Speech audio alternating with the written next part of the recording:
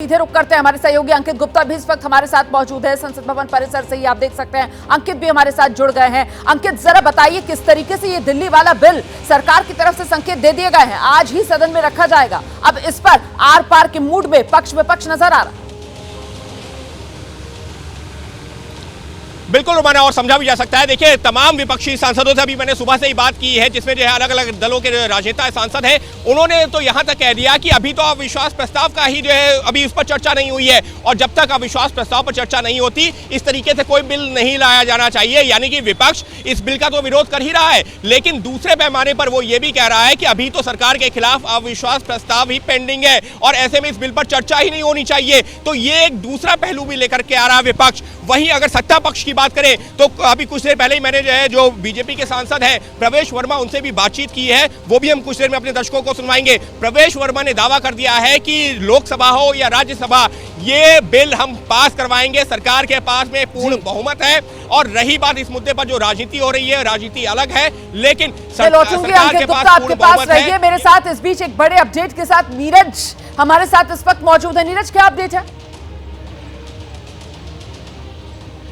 रोमाना, मैं आपको बता दूं, जहां तक ये नियमों की बात है जिसमें विपक्ष लगातार ये कह रहा है कि जब अविश्वास प्रस्ताव पर चर्चा नहीं हुई उससे पहले कोई भी काम ऐसा नहीं किया जा सकता जो पॉलिसी मैटर्स हो। तो आज जब अर्जुन मेघवाल से हम बात कर रहे थे तो अर्जुन मेघवाल ने साफ कहा, तो क्या विपक्ष को ये लगता है कि सरकार अल्पमत में है? अगर सरकार अल्पमत में है तो वो अपना बहुमत साबित करें।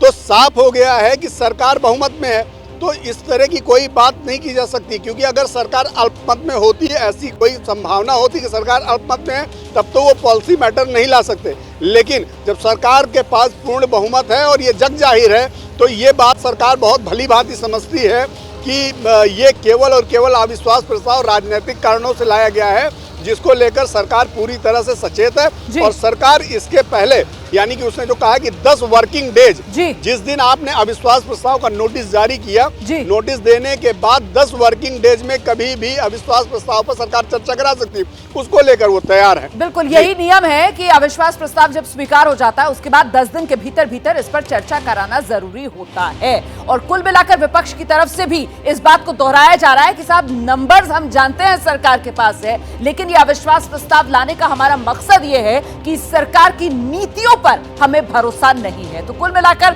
पक्ष विपक्ष के बीच ये आर पार। पत्रकारिता कोई इमोशन नहीं है, ना अपना कोई ज्ञान देना है और ना कोई विचार थोपना है। पत्रकारिता क्या है? पत्रकारिता का मतलब है सही जानकारी इकट्ठा करना और तथ्य बताना। पत्रकारिता आज जितने महत्वपूर्ण दौर में है, शायद पहले नहीं थी। इस दौर से निकलने के लिए सिर्फ सच दिखाने की जरूरत है, वो सच जो आपके हित को आगे रखे।